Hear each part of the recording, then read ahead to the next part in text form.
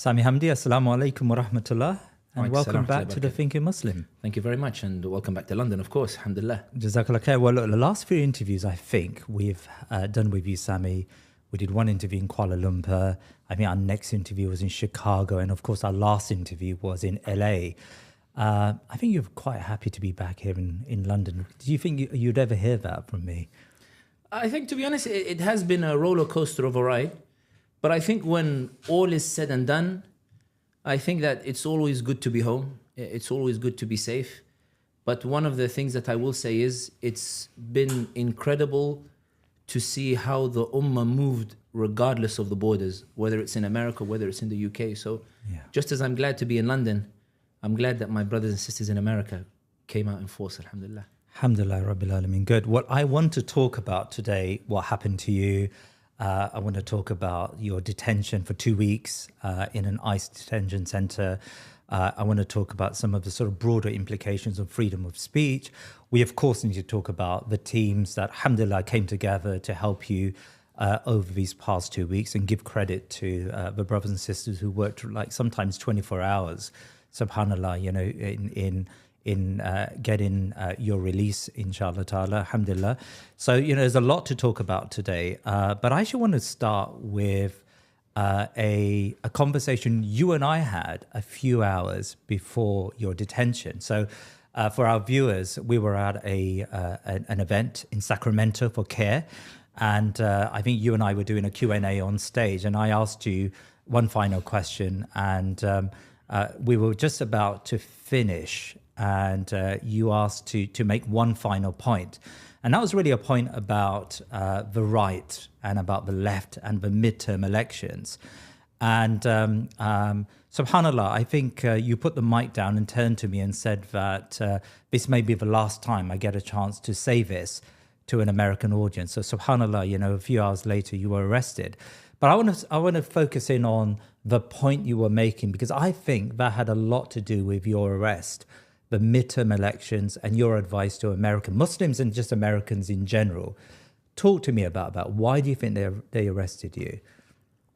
I think that one of the things that's worth starting with is I wouldn't necessarily separate what's happening in America from my experience in detention. I'm wary of the audience separating the two because it's all linked to one another.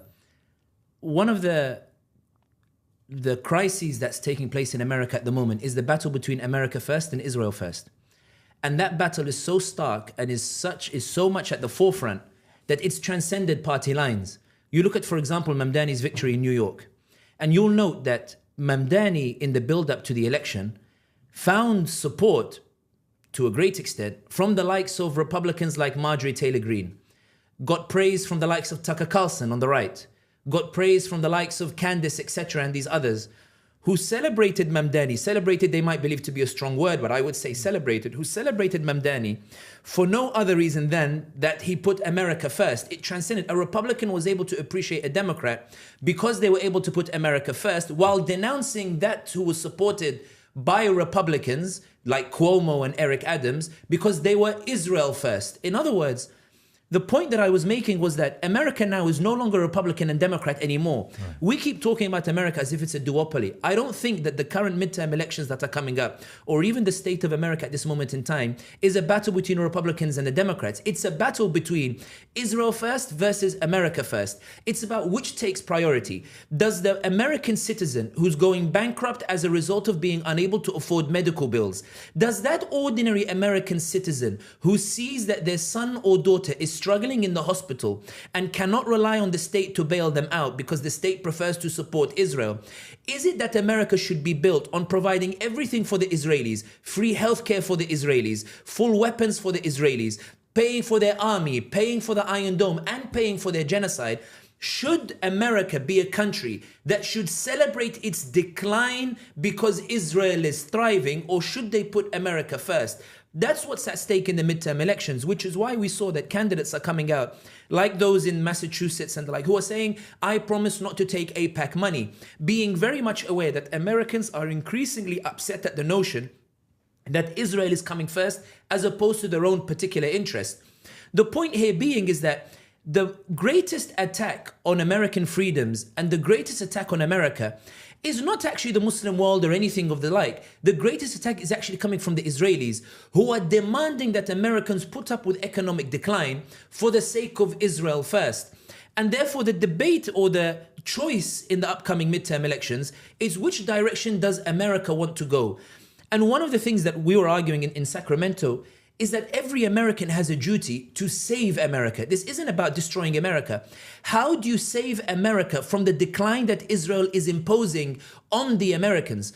On the way here, we were listening to Ben Shapiro clips that were being brought by Tucker Carlson and these others. And Ben Shapiro was saying things like, that if a young American can't afford to live in the area where they grew up, well, tough, go somewhere else. In other words, Ben Shapiro was saying that those billions of dollars being given to the Israelis, Israel deserves it, and you should celebrate that Israel gets it, even if you're forced to leave your home.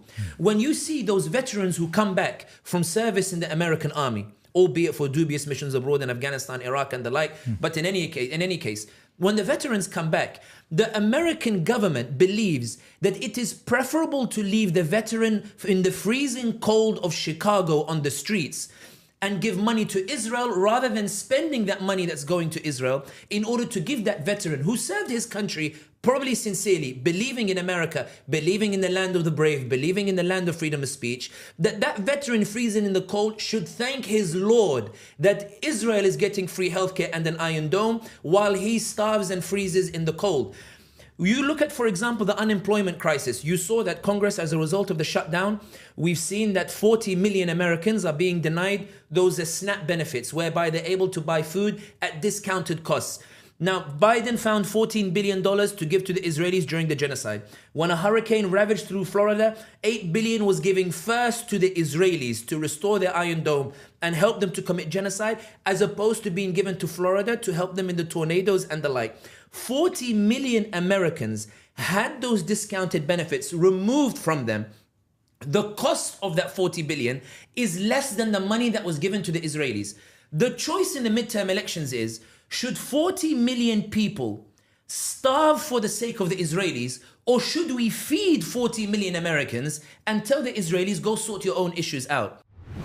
Assalamu alaikum wa rahmatullah. Now, before we proceed to our exclusive interview with Sami Hamdi, the first since his release from detention in the United States, I would like to take a moment of your time to discuss an extraordinary organization.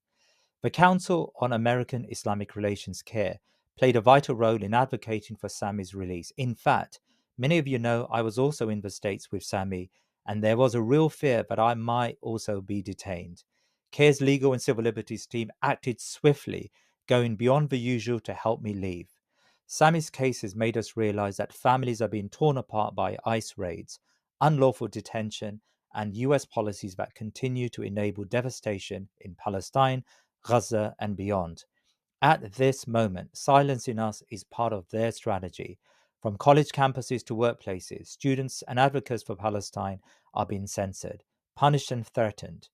If we cannot speak, we cannot challenge the policies that fuel injustice. This is where CAIR remains resolute. Their mission is to protect civil liberties, defend free speech, and empower American Muslims. Currently, they urgently need to expand their frontline legal team.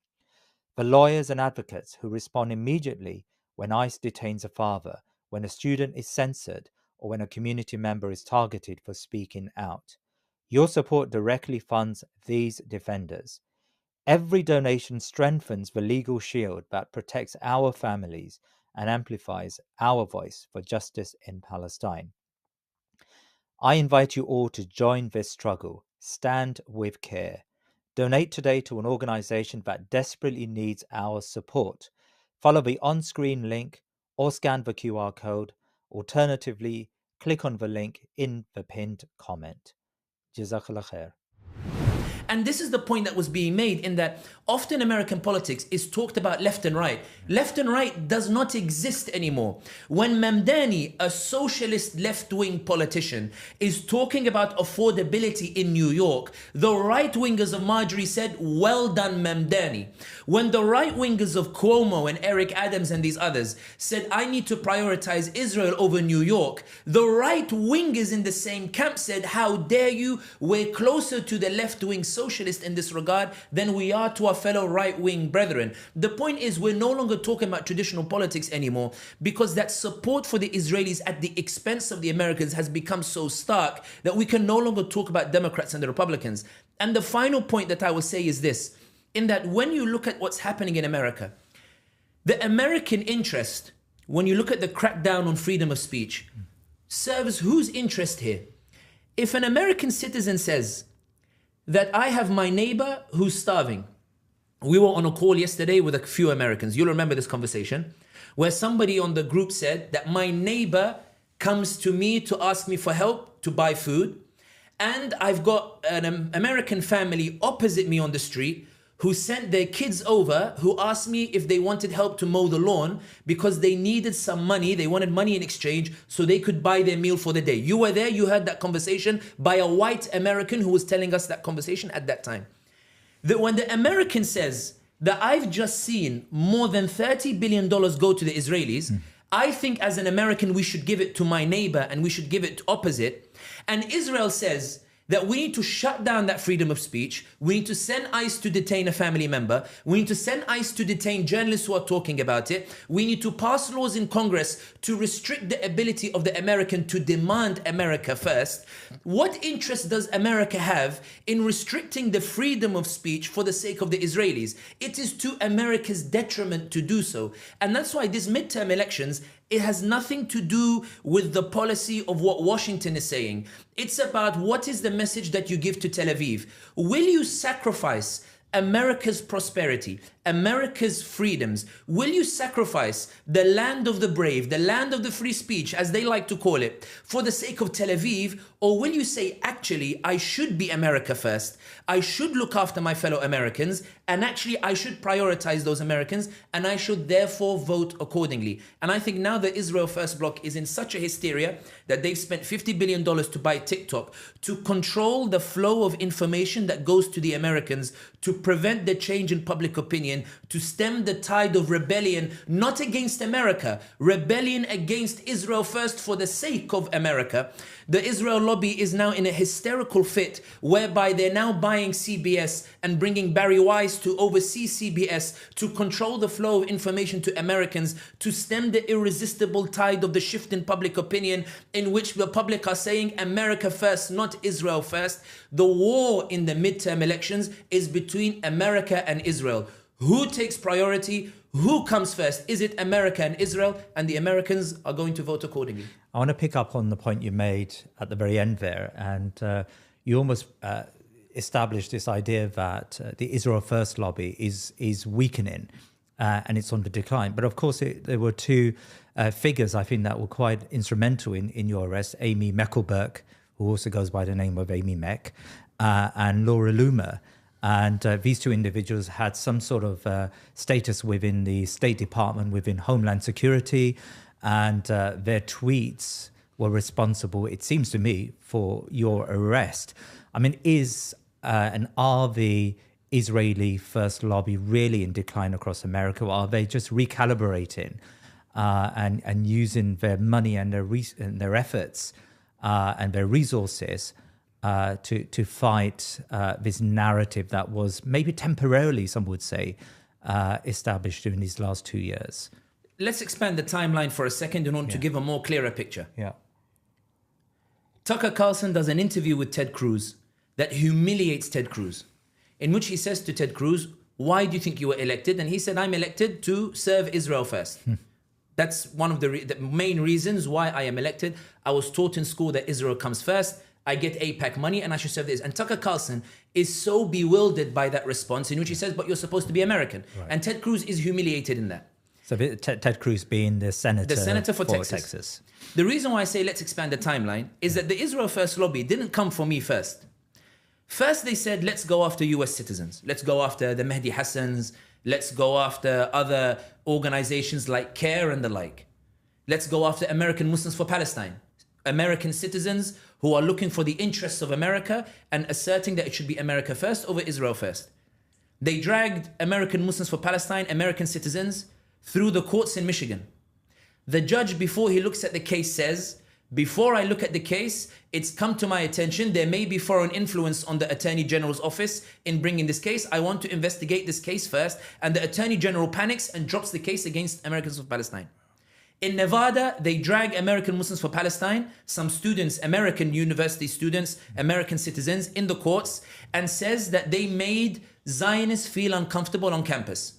The judge rules in Nevada, very bewildered, and says, I don't understand. Am I looking at a case before me in that an American expressed an opinion, another American was offended, and therefore they brought the case here? This is a land of freedom of speech, case dismissed. So they went after American citizens and realized we're not getting any ground here.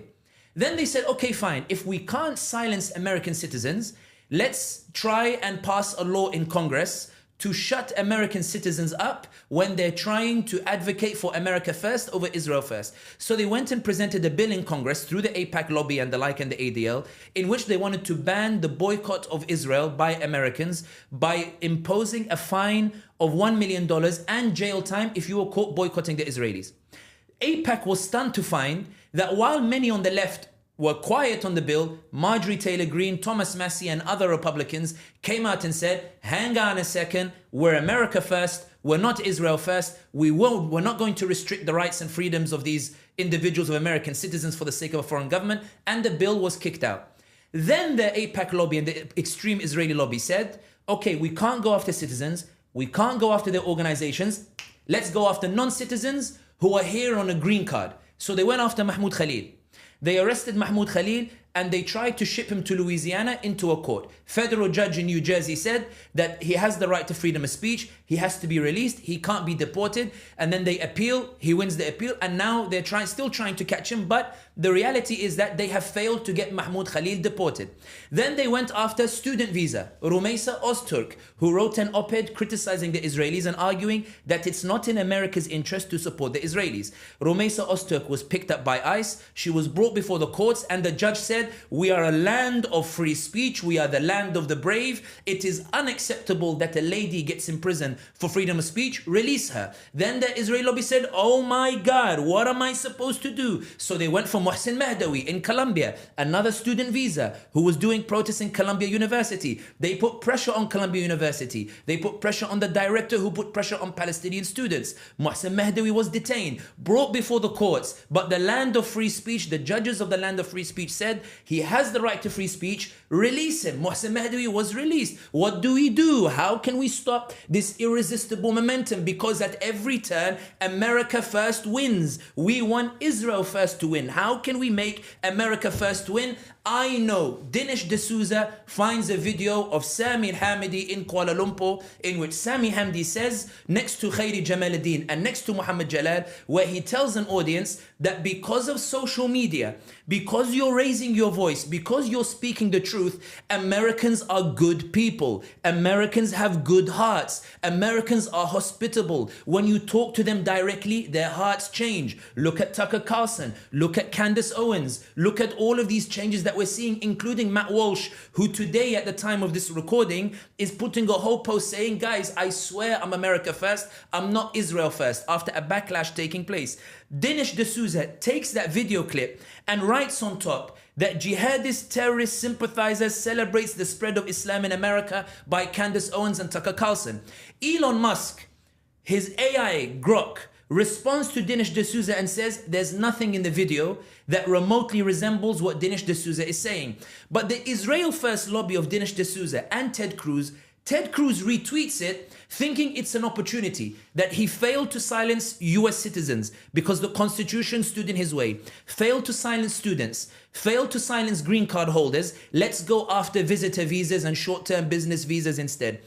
When Ted Cruz retweets it, Amy Meckelberg and Laura Loomer, those who despise Jesus Christ, those who despise the Virgin Mary, come out and say, let us try and silence, let's take a scalp, let's try and create fear. If the Constitution prevents us from going after green cards and student visas, let's go after a British journalist instead. Laura Loomer tweets and says, I've got a target, I've set my sights on them. On the Monday she tweets, there is somebody who is touring the United States, who is talking against the Israelis. We need to get him out of the country. You were with me at that time.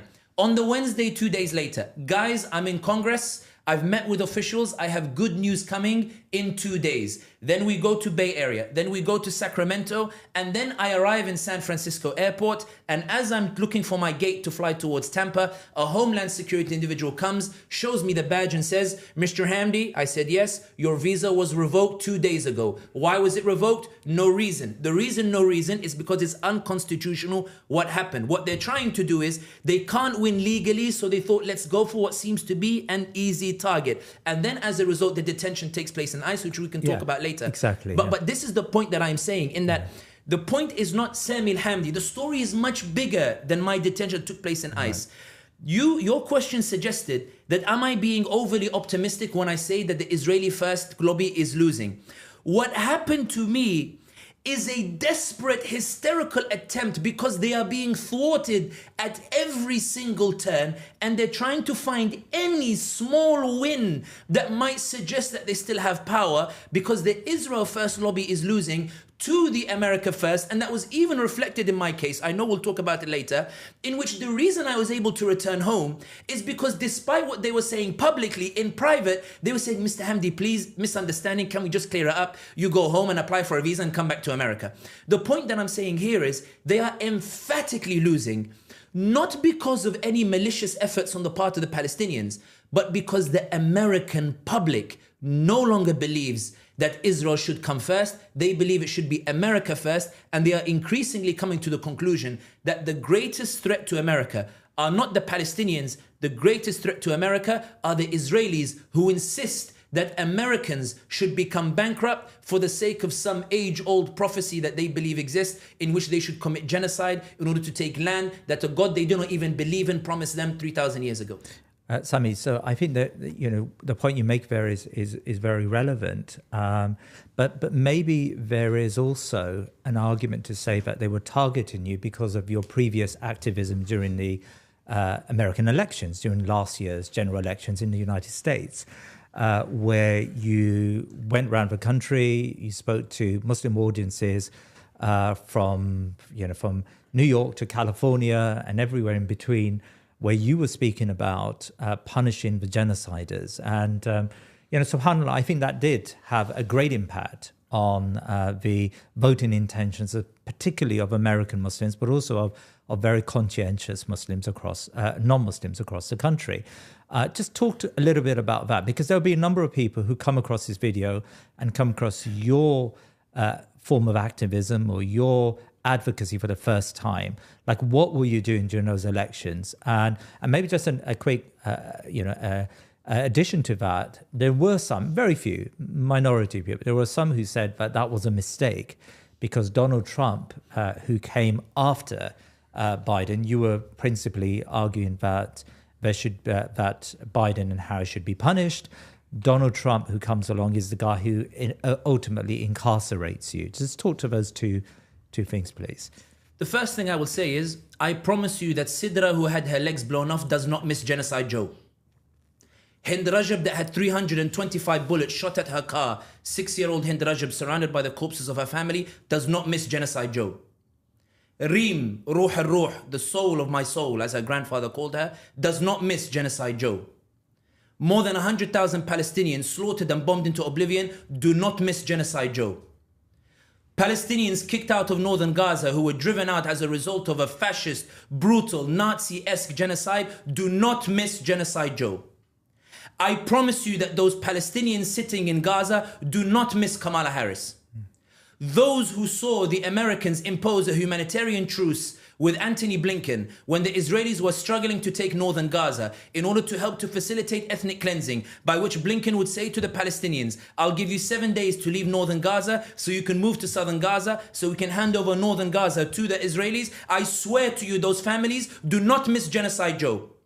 I swear to you that those Palestinians who saw Genocide Joe set up a humanitarian pier, as he called it, to help send US Marines to help the Israelis take Gaza City when they were struggling to take Gaza City. I promise you, the inhabitants of Gaza City do not miss Genocide Joe. I swear to you, they do not miss Kamala Harris. They do not miss the one who sent them the bombs. They don't miss the one who sent police to beat up the students in New York. They don't miss the one who sent the sent the police to beat up the students in Ohio. They do not miss Genocide Joe. Shame on the one who misses Genocide Joe. Shame on the one who misses Kamala Harris.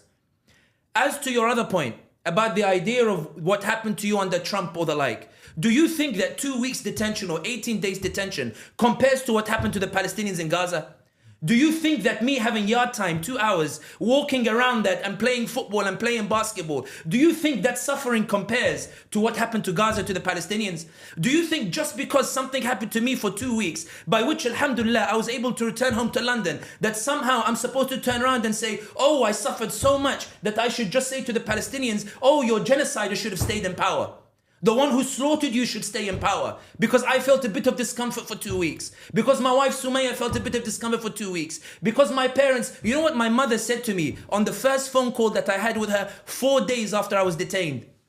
Even through her tears, she said to me, I know that I am better than the mothers in Palestine. I know my situation is better. That's what she said. I know that I have it because my son at least is alive, that my son at least is there. I know in front of Allah subhanahu wa ta'ala that my complaint is less than the complaint of those in the Palestinians, and I should at least show appreciation for that. Shame on the one who misses genociders. Shame on the one who wishes we had rewarded them. Shame on the one who wishes they were still in power. Shame on the one who wishes that the one who stood in front of the press, and when they said to him, Mr. President, are you not worried that your support for what the Israelis are doing in Palestine will mean you will lose the Muslim vote? And he said to them, well, where are they going to go? The other side wants to do a Muslim ban. That's who you miss. That's who you wish was in power. That's who you wish was there. Why? Because Sami Hamdi for 2 weeks, because Mahmoud Khalil is detained in a cell because the journalists. What is happening to any one of us that compares to what's happening in Gaza? What?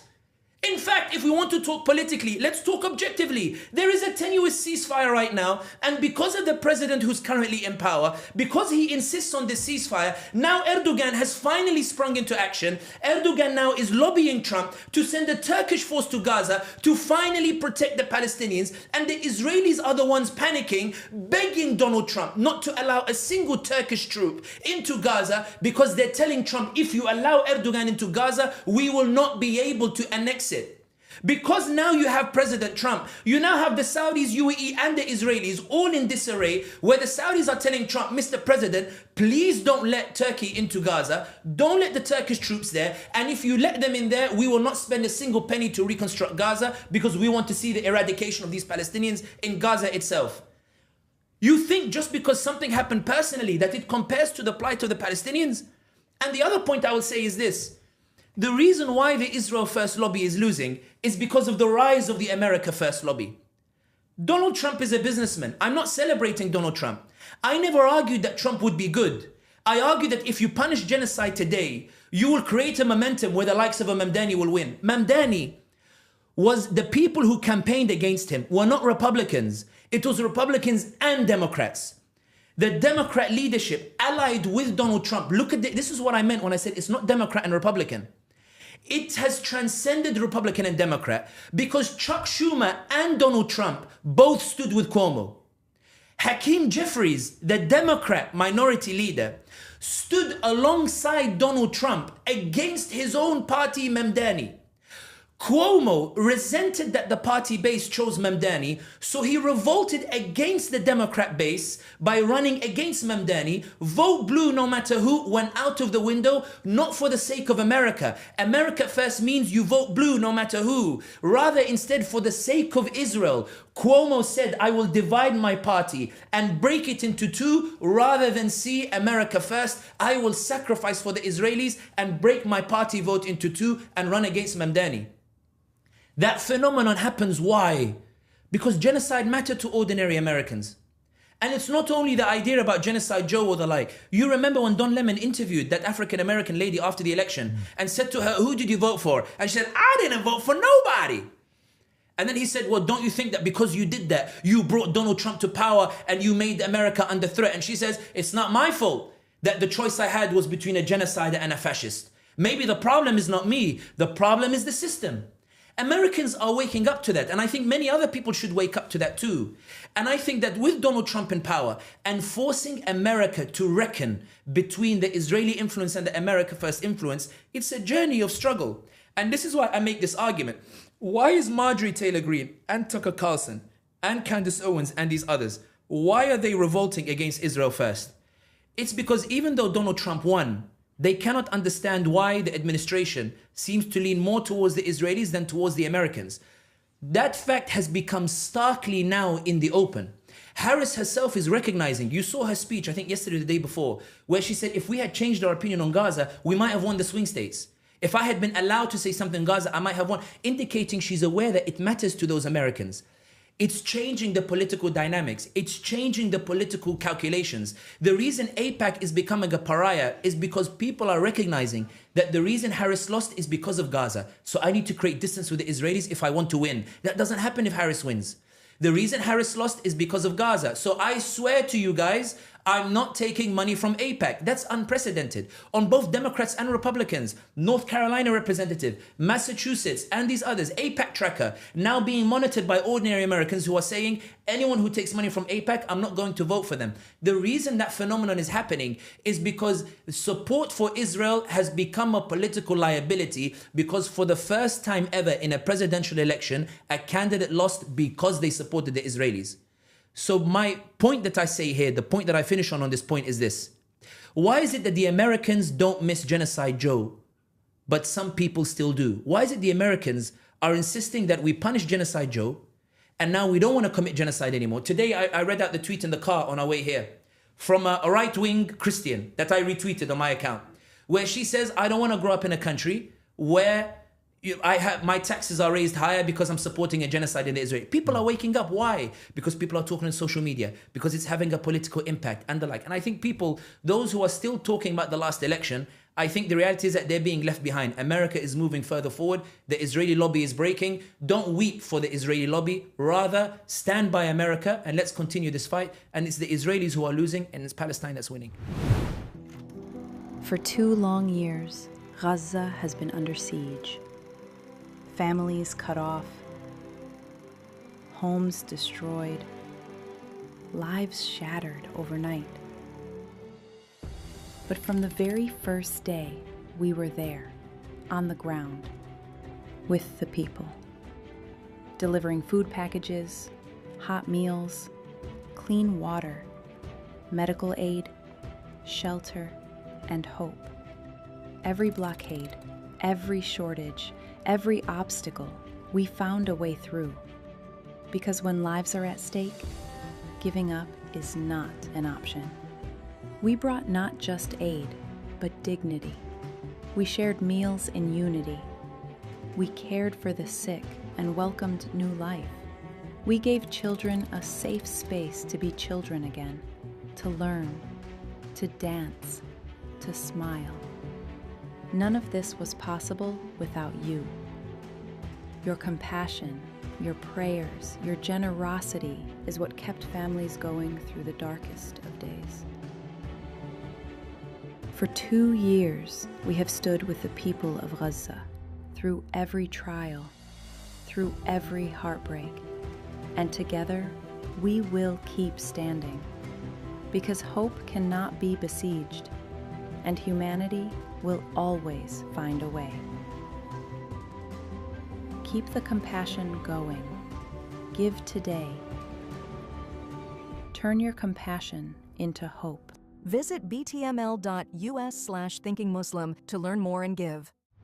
So Sami, I do want to talk about your arrest and detention and the 2 weeks you spent in detention. But I just want to come back to a previous answer where you talked about the Israel First movement and the America First movement and the advocacy work you were doing prior to your arrest. And that was really to focus on the midterm elections and focus on how Muslim Americans and conscientious Americans can vote in this coming election. Just underscore what you want all people who believe in Palestine, who believe in the Palestinian cause, who believe in the fact that America should not be subverted by this pro-Israeli politics.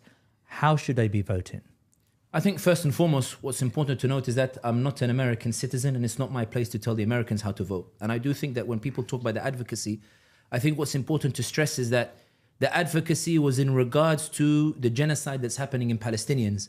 And in the spirit of, oh Americans, oh those of good hearts, oh people of the land of the brave, look at what's happening in the world. Look at this inhumanity. Look at this injustice.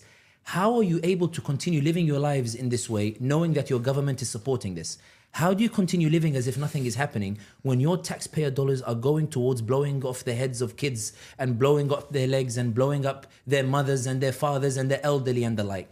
How do you continue going on as normal when it's your taxpayer money that is funding those weapons, that is driving a people off the lands that they legitimately belong to, that is funding an apartheid and occupying regime that allows for these atrocities to take place, that has been condemned by the ICJ and the ICC? And what I found in America was when Americans saw this, when they heard this, when they saw the realities of what was unfolding, they literally would turn around and say, well, I had no idea.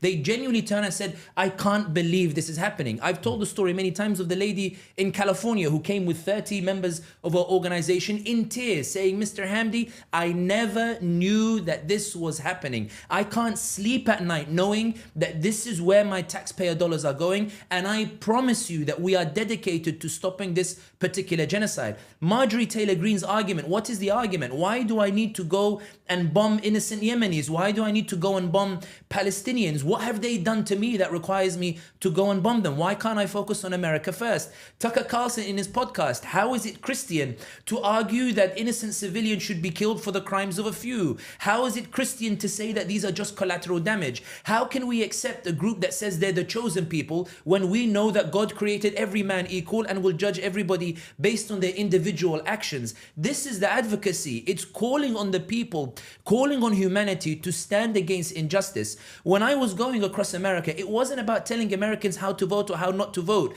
It's calling on my brothers and sisters in humanity to stand against this vile injustice. The Prophet Muhammad sallallahu alaihi wasallam, Allah says in the Quran about him, وَمَا أَرْسَلْنَاكَ إِلَّا رَحْمَةً لِلْعَالَمِينَ. We sent you as a mercy to mankind. Muslims are not Zionists. We don't just talk to each other or preach to the choir. We go to these different societies, to America, believing in the goodness that Allah put in their hearts, that we call the fitrah. We're not AIPAC. You don't need to buy Americans. We're not AIPAC. You don't need to manipulate Americans. We're not AIPAC. You don't need to buy Congress people. We're not AIPAC. We don't need to blackmail US presidents. We're not AIPAC. We don't need malicious or vile tactics. We have the truth on our side and we just need to talk to those people, and social media allowed us to do so. What is AIPAC doing? We don't need to buy TikTok. We don't need to buy social media. We don't need to manipulate AI. When AI hears the word of truth, Grok turns around and says that this is a genocide that is unfolding.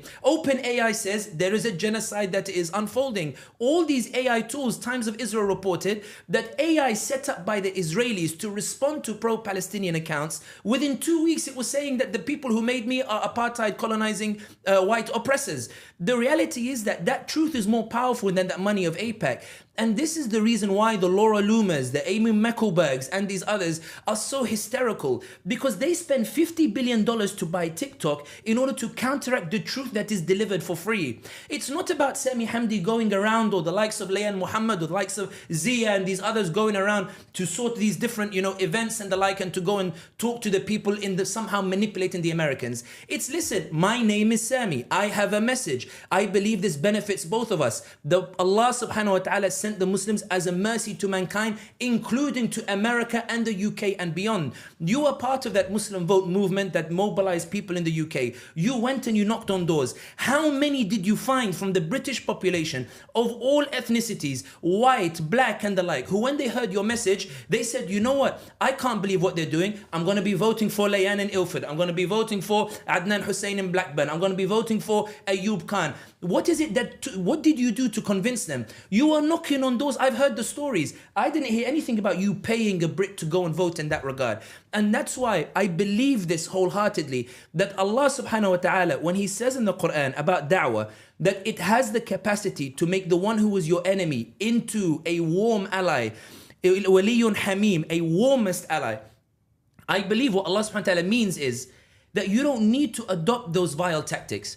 The reason why I said in that press conference when I landed that I am thankful to the calm heads in the State Department, I am thankful to those federal judges, is to acknowledge that America is not Laura Loomer. America is not Amy Meckelberg.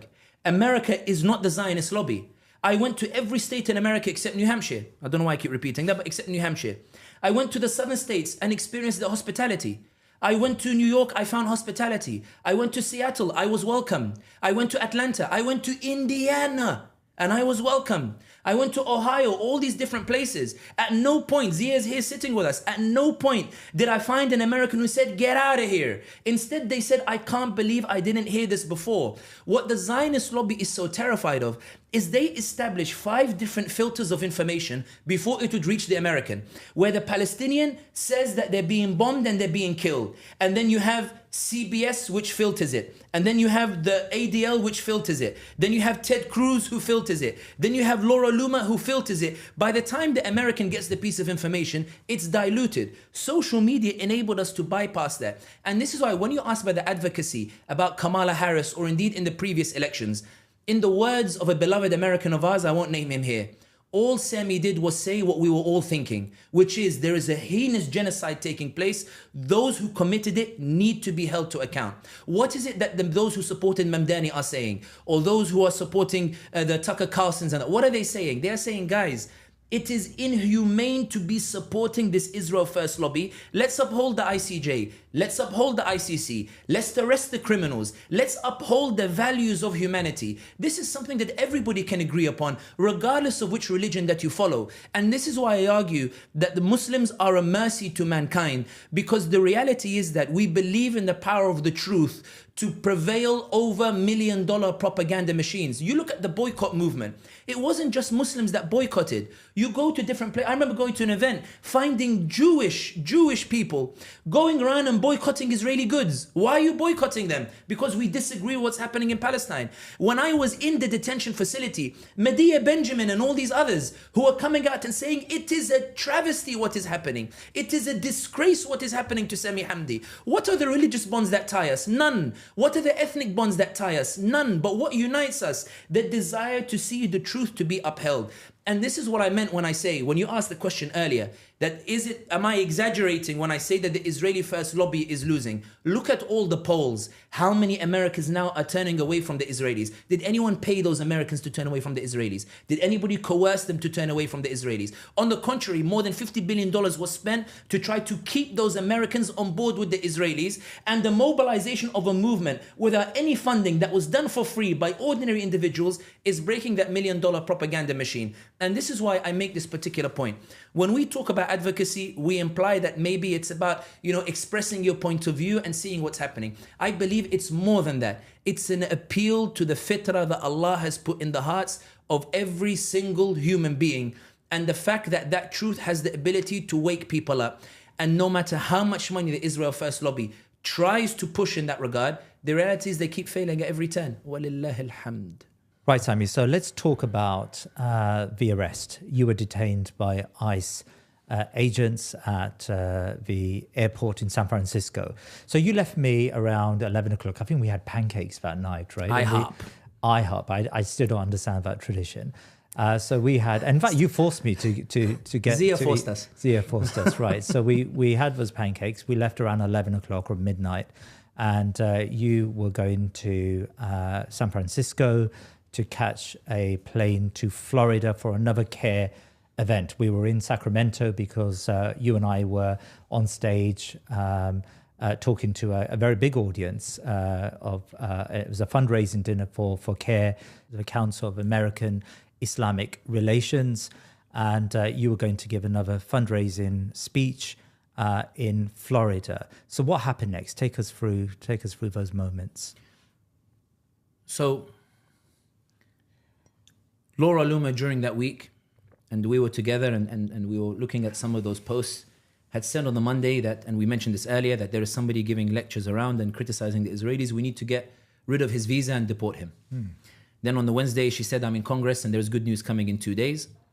On the Friday, we gave the talk in Bay Area. On Saturday, we went to Sacramento. And then Friday, I overslept. The flight was 7:30. I overslept. It was 6:10. Marwan, a good friend, had to come to the hotel and call me from the reception to tell me, get up, you have a flight to catch. And then We drove, we got there 45 minutes before takeoff on the cutoff point for the check-in. And mashallah, how he got me there, I have no idea. And then I checked in my luggage. I went through security. I'm wearing the wonderful Malaysian batik at that time. The Americans seemed to think was a disco shirt. And then I look up, I'm looking for the gate D38. And then there's a man sitting by some tree, plastic tree that they have inside San Francisco airport. And he walks up to me and he says to me, "Excuse me, are you Sami Hamdi?" And I said, "Yes." And he said, "Your visa was revoked 2 days ago, so now you are here illegally." I said, "What do you mean my visa has been revoked? And no one told me my visa was under review." And then he takes out a piece of paper. He says, "This is the memo from the State Department." So I read the memo from the State Department, looking for the reason. It doesn't say any reason. It just says section this of this act and whatever State Department has the right to revoke visa, etc. So I said, "Why has my visa been revoked?" He said, "We haven't been told. We've just been told your visa's been revoked, so now you're here illegally." And I said, "Okay, in that case, I'll just book a ticket now to London and go home." And he said, "That's not how this works." So I said, "Okay." And then I said, "What do we do now?" He said, "Now you have to come with us." And then 5 other agents appear out of nowhere around me. So I look and I think, "But let me just go home." He said, "That's not how this works. You have to come with us." So they escort me out of the airport. And then there's a black car waiting for me with tinted windows. So they've surrounded me and the car is in front of me and they say to me, "Get in the car." So I said to them that this looks like something from the movies. I'm not saying that I don't believe who you say you are, but I am a British citizen. I came here on a valid visa. I need to make a phone call at least to a lawyer. They said, "No phone calls." I said, "Then I'm not getting in the car. I don't need to get into the car because, I can just say you're not who you say you are. I need to make a phone call." They got frustrated and one guy said, "You have 1 minute," like this. "You got 1 minute." So I thought, who do I call? Who do I call? Who do I call? And then I thought, Hussam Ailoush from CAIR. Whenever a Muslim has a problem, CAIR is the organization that you go to and they're able to mobilize quickly. So I messaged Hussam and Hussam, to his credit, replied to me in 10 seconds. I said to him, "Hussam, they've detained me at San Francisco airport. They're telling me to get into a black car. They're not telling me where I'm going. What should I do?" He said, "Comply," and we're on it. So I said to them, "Okay, I'll get in the car with you, but I just need to make a phone call to my family to make sure they don't worry." As soon as I finished that sentence, a lady from behind me pushes me against the car and she says, "All right, that's enough. Now you're under arrest." And she cuffs me very tightly with my hands behind my back and they throw me in the car. When they throw me in the car, there's an ICE agent sitting on my left and the driver starts driving off. Sumaya, my wife, she calls me and the ICE guard just declines the phone. He had no idea how to shut down the Samsung. Thankfully for Ahl Samsung wal Jama'ah, they have a good way of, you can't lock the phone unless I use my fingerprint. I didn't tell him that. But anyway, we get to the ICE processing center. They put me in a cell. Then I told them, "Can I call my lawyer?" They said, "No, you can't call your lawyer. You'll have your phone call eventually." They put me in a cell. They made me wait for a couple of hours. Then they brought me out. They brought me a piece of paper. They said to me, "Sign that you want to leave the country." I said, "I'm not signing anything. You guys revoked my visa without telling me. I'm sure that I have some sort of relief. I need to call my lawyer. I'm not signing anything until I have my lawyer." They tried to push me to sign. I said, "I'm not going to sign." Then they said, "Okay, get ready. You're going to be going to a facility." I said, "Where?" They wouldn't tell me. Then when I insisted, somebody said, "You're going to Bakersfield." I didn't end up going to Bakersfield. So in the end, they put me in the back of a van. And in the back of the van, it's not a big, the way you think of it. It's the place that they cuffed my legs, they cuffed my hands, they put a chain around my body. And then they put me in the back of a van where it was about maybe 80 centimeters by about 3 meters. And then we drove for 2 hours and a half. 2 hours and a half, the only thing I can see is there's a small window in the back of the van with, some like chains on it. So I have no idea where we're going. 2 hours and a half pass, we arrive in a car park, they open the door, they pull me out, and then they put me into a car where the back of the car is very tight. So I have to sit like this. And again, I'm still cuffed. We drive for another 2 hours and a half until we arrive to a place called McFarland, middle of nowhere. At this time, I'm telling the driver, "What happens here? You're detained." And I said, "Okay, well, when can I just go home? I'll book my ticket." "No, you're going to be here at least 2 weeks." I said, "Why am I here 2 weeks? My visa got revoked. They didn't tell me. They didn't pay no attention. They ignored me. They turned the music volume up. And then when we got to the facility, I entered the facility. When I entered the facility, they make you change your clothes. They give you the blue prison clothes and the like. And there were 2 Indians in the reception and a Latino. So they were there before me. So the lady is checking them in one by one. The Latino guy goes and the lady says to the Latino, "So where are you from?" And as a joke, he says, "I'm from Afghanistan." And she says to him, "Oh, your people want to kill my people." And I'm looking around the corner, "What?" And then she says, your people, they want to kill Americans. And the Latino's panicking. So he says, no, me no Afghan. Like, I'm from, like Mexico or whatever. And she says, no, the people of that area, they want to kill all Americans. So I went, excuse me, that's just categorically not true. Like she goes, no, yes, they do. And then she checks in the Latino and she checks in the two Indians. Then she goes and a man comes and checks me in, takes my phone, takes everything from me and the like. And then they keep me in the cuffs. Then they take me into a hall. And the hall has more than 90 people. They give you a bunk and then you stay in the bunk themselves. All this time, can I call my lawyer? Can I call my lawyer? No call for the lawyer. They have this payphone that you use. They said you have 3 minutes free on this payphone. So I called Sumaya very quickly, my wife. I said to her, Sumaya, I'm in detention. Don't panic. I'm fine. Call Hussam Ayloush. Hussam Ayloush is already organizing. May Allah reward him. CAIR very quickly assembled a legal team. I called Hussam because Zia wouldn't pick up the phone. But anyway, I called Hussam. He's sitting in the room and he looks very guilty about it. May Allah forgive him. But in any case, I managed to call Abdullah, part of our team as well. Abdullah called Zia and called Hussam. Hussam quickly arranged a team together. The legal team was ready. And then they told me that this is your bunk. I said, where's the pillow? They said, we don't have pillows. We're overcrowded.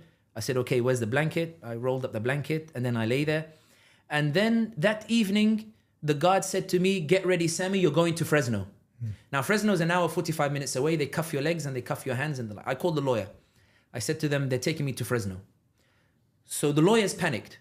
So the inmates told me that what ICE tend to do is, if they believe that your case will win in court, what they do is they transfer you from the facility before you can go to court in order to delay your appearance in court.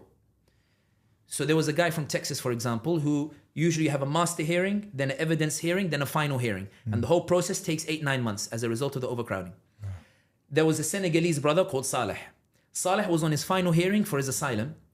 ICE were worried he would win the case. So 2 days before his hearing, they transferred him from Texas to California.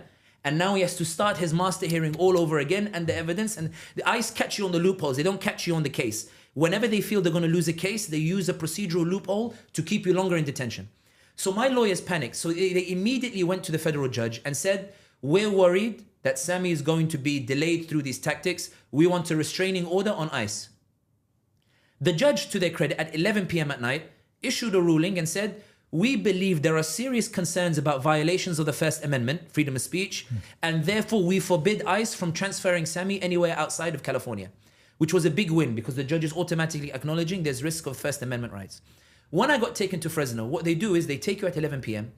and they cuffed my legs so tight until my legs became swollen. When you get there, they throw you into a cell in Fresno because ICE are not there. ICE turn up 8 a.m. the following morning. They take you the previous night. They put you in a cell that's about 5 meters by about 4 meters, and it's triangular, so it comes down this way. And they put 15 of us in this cell. So everybody is sleeping tight to each other. There's an open toilet where it's open. Everybody can see what's happening, and it's very awkward when somebody says, excuse me, guys, can everybody turn around while I perform my bodily functions? They keep you there, and you sleep in the cuffs. When you wake up the following morning, I found my legs swollen. The ICE guy knocked on the door, calls you name by name, and you go in. And I said, okay, sign this to go home voluntarily. My lawyer told me don't sign, because if you sign, they'll deprioritize you. You'll stay there for 3 months. So then I said, I'm not signing. They said, okay, your court is delayed by 4 days. It was November 6th. It's now November 10th. I said, why? They said, because we had to change something on your charge sheet. So my charge sheet said that you are charged with overstaying after your visa was revoked. So I said, why is my court date being delayed? They said, because on your charge sheet, it says that you landed in Santa Ana, Orange County, California, which is true. I said, okay, but I did land in Santa Ana, California. They said, yes, we've changed it to you were pre-cleared in Calgary, Canada, which is where I took off from. I said, well, what difference does it make? Like, it's such a minor detail. They said, every time we edit, we have to delay the court. 20 seconds, 30-second interaction. They put me in the cell, 24 hours in those cuffs, and then they take me back. During that detention facility, on the third day, I woke up 5 a.m. in the morning and I had the agonizing pain on my whole left side. And when I mean agonizing, I'm not the individual that goes to see a doctor whenever I have a cough or a cold. I get dragged to see the doctor. This one was unbearable. I actually thought that I had maybe like popped a kidney or something. There's actually a funny exchange just to lighten the mood a bit.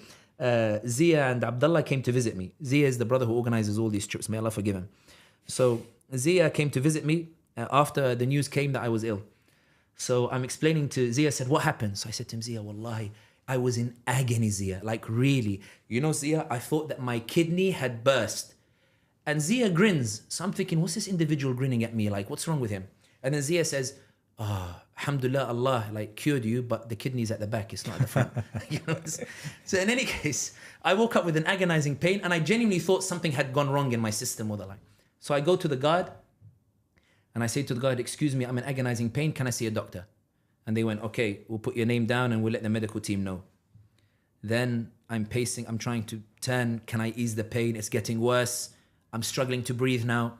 I'm pacing up and down, trying for the pain. 1 hour passes, an hour and a half, people are waking up. Sami, are you okay? Sami, are you okay? The Sikhs, the Indians are coming up and saying, listen, Sami, like take this ibuprofen. We think we know what's wrong with you. It's the food, it's the food. The food is, because the food, they'd give you sweet corn with black spots. They'd give you beans that look like they'd come like 2 days expiry. You know, the rice was undercooked. We had the Dagestani brother whose tooth was broken because when he bit into the rice was hard, like it hadn't been cooked and the like. And the inmate said the food used to be worse. So anyway, after like 3 hours passed, I decided to call Sumaya. I called her and I said to her, Sumaya, help me, really, wallahi, I feel like something is seriously wrong with me. Go and tell the media. When they told the media, the doctors came. So the guard beforehand, I had said to the guard, really, I need to see a doctor. And the guard looked sympathetically and she said to me, look, if you want the doctors to come, because they're here, if you drop now on the floor, they'll come running. Otherwise, they're not coming. So I said, I won't drop, but I'll call the media. When the media came, so the doctors came and they were like really upset in that regard. And for the next 6-7 days, I couldn't keep the food in my stomach. In any case, I had the second court hearing on the Wednesday. What happened on the Wednesday was the lawyers had applied to the federal judge to have me released on the basis of I'm innocent until proven guilty. The government appealed the right to see a federal judge. They went to the federal judge and said, you have no jurisdiction to assess freedom of speech because he's a foreign alien and therefore it doesn't apply to him. The judge responded within the same hour and said that he does have the right to freedom of speech and we do have jurisdiction and, quote, we believe there are serious concerns regarding the First Amendment that need to be looked at urgently. The following day, the lawyers called me and said to me, Sami, I've done immigration law for 22 years. This has never happened to me before. It very rarely happens. But we've received a text, an email, and a call from the lawyer of the Department of Homeland Security. You'll remember at that time online, they were throwing out all these different accusations. They had called my lawyers to say, listen, we've read an article in USA Today written by Sami's wife. We've seen the videos and the media coverage that's taking place. Is there a way that we could strike a deal where we let him go home unchallenged and we just clear this up? Which was extraordinary. None of what was said publicly was said privately. Privately it was, can we come to a deal? So the lawyer said that Sami will not sign voluntary departure because you guys will keep him there for 1 month. The government lawyer said, we promise you that if he agrees to go home, we will make sure we will remove the removal order, we will remove the deportation order, and I will personally call the facility, which I've already done, and I can guarantee you he will be home in less than a week. So I said, go back to them and say, it has to be within 3 days. The lawyer went back within 3 days, and the government lawyer said, does that mean he accepts the deal? If we can get it done, can we just get this done? We just want to clear it up. And the government appointed a specific lawyer for that case, indicating how they viewed the gravity of the case.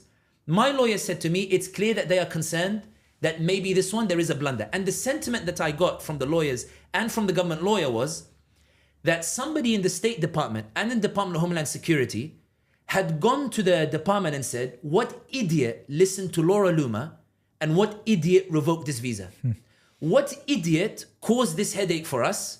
And what idiot has caused this mess? And let's send in a lawyer to clean it up because it doesn't look like we have any evidence to justify the charges that we're saying online. When I pushed for the 3 days and the lawyer agreed, on the Monday we went to see the judge. I saw the judge via Zoom. Everything is done via Zoom these days.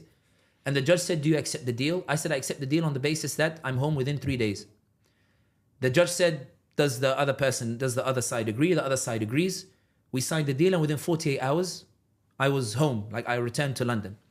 But the point that I realized in there was 2 things. The first was, it was fascinating to see how what the government says publicly is not always what the government actually believes. And that was clear from the way that the government lawyer interacted with us. And the second, the impact of the media on my experience at the detention center. the reason why I say this is on the first day when ICE took me, and even the second day, the guards were vicious. Even when I showed them that my legs were swollen, when I knocked on the door, because ICE, the way they run it is that they have ICE, and then they have G4S, which does the transportation, and they have a third company called Geo, which runs the facility. When my legs got swollen, and I told the G4S guard, loosen the cuffs, he told me, get away from the door, and he wasn't interested. In the nighttime, they loosened it a little bit on our way back to the facility. Right. When the media attention came, they were very careful how they put the cuffs. Really? They were very careful about how they treated me. Very careful about how to offend me. I remember even on the day that the op-ed came out in USA Today, we had USA Today every single day, except the day Sumaya wrote the article. And the supervisor, the rumors were the supervisor did not approve it. The only reason the inmates found out is because 2 days later, I remember we had B1, B2, B3, B4. I was in B3, you could see B4 and you could see B1. I was pacing around the hall. And then there was a guy on the other side, there was like 10 of them, and they're knocking on the window, and they're, Sami, Sami, Sami. I look, and they slammed the USA Today paper like, they said, hey, it's you. You're the journalist in that regard. But the tragedy is that, and the reason why I don't want to focus too much on my own story, the tragedy is that compared to the other inmates, I had it much better. Because of the media attention. Because of the media attention. I remember the inmates would take great pains to say, your court case was delayed by 4 days. Ours get delayed by 2 months or 3 months. Oh. I remember there was a Latino brother called Antonio. He used to destroy me at basketball, and then I destroyed him at football. In any case. Soccer. Astaghfirullah. But in any case, Antonio had been in the US for 15 years, married to a US citizen. His kids are US citizens. Yeah. He was on his final hearing. He'd been there 9 months. So he had been invited to update his details by ICE. When he got to the appointment, they'd grabbed him and they'd thrown him into the facility. He went to his final hearing and came back after 10 minutes. We told him, Antonio, what happened? He said the government lawyer and the judge said they didn't have time to read all the evidence. So the judge went, well, let's reschedule for 29th of January, 3 months later. Correct. There was a man, 47 years, he'd been in America, lived in Oklahoma and lived in California, married to a US citizen, kids are US citizens, he had a green card, got invited to update the details of his green card, went to the ICE meeting and was detained by ICE and thrown into the facility. 6 months stuck there with no recourse to meet the judges. There was a brother there called Denis Shamayov, 23-year-old Chechnyan. I don't know how much people know about Russia and Ukraine, but Ramzan Kadyrov of Chechnya is sending Muslims to fight on behalf of Russia in Ukraine. And the Muslims of Chechnya do not want to fight in Ukraine, neither do the Muslims in Dagestan. They're like, we have no beef with the Ukrainians, we don't want to fight there. The court acknowledged that Denis cannot be deported because there is a genuine risk he might be sent to fight in Ukraine. And in his words, I don't want to die a death of Jahiliyyah, killing innocent people for a government that kills Muslims elsewhere. Denis for 9-10 months is struggling to get before a judge who can decide his particular asylum case. Denis is stuck there waiting for a court case on December 3rd and doesn't even know if he'll be able to be let out. ICE keep delaying his case when it comes to moving forward.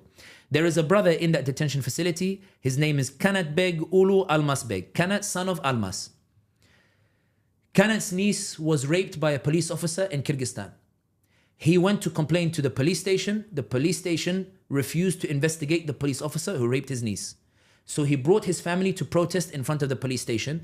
They beat them up. He brought more family members. They beat them up as well. And then they chucked him in prison. And then they charged him with a crime and sent him a summons for him to go and appear in court. So he fled. When he turns up in the US, he's been in detention now for 7-8 months, waiting to see a judge in order to recognize his asylum claim. And ICE keep delaying his process of seeing the judge. And now he's in the process of trying to apply to a federal judge for innocent until proven guilty. The case can be won, but he's not being brought in front of a judge to do so. I remember there was another brother from Kyrgyzstan, used to own 3 restaurants and a hotel. New president comes in, smashes his business. He comes to the US. The judge ruled that his asylum claim is legitimate and he is supposed to be released. ICE responded to the judge and said, we want to keep him detained to look for a third country that is willing to take him, and he remains detained as a result. There is a Palestinian sister called Liqa Kurdiya who is in Texas. Liqa Kurdiya had a student visa studying in America. Liqa Kurdiya was brought before a judge twice, and the judge ruled twice that she is supposed to be released from the facility. ICE refused to release her from that facility and refused to allow her to appear in front of the judge in order for her to receive the order from the judge that she must be released immediately, because ICE are concerned that if she appears in the judge again, the judge will issue an absolute injunction for her to be released immediately. We had a guy called Steph from Texas in the US for 14 years, married to a US citizen. His son is a US citizen, gets invited to a meeting with ICE and gets detained at that meeting. He goes to the judge rules that his case, he should be released, and he's still stuck in detention because ICE continue to say, we want to find a third country. If we can't send him back to Congo, let's send him to Ghana. All of these cases of the inmates that you see, Denis Shemaev, for example, the Chechen that I mentioned, has been in detention for so long, he's now on mental health pills. Because I don't know where I'm going, I don't know how I'm going to do so. Many of them can't even afford a lawyer. And in the words of one guy who was there, when he saw us praying, he said, why do you guys pray? God does not exist between these walls. The point that I'm saying is, compared to the inmates that were around me, ICE acts with an impunity, and ICE is aware that they can't win the majority of those cases, but it's in those loopholes that they try to catch you. And that's why during those 18 days that I was detained, I was aware of my privilege in that regard. I was aware that I was lucky that the Americans came out for me, for which I'm very grateful. The UK guys came out for me. I'm very grateful. National Union of Journalists came out for me. I'm very grateful.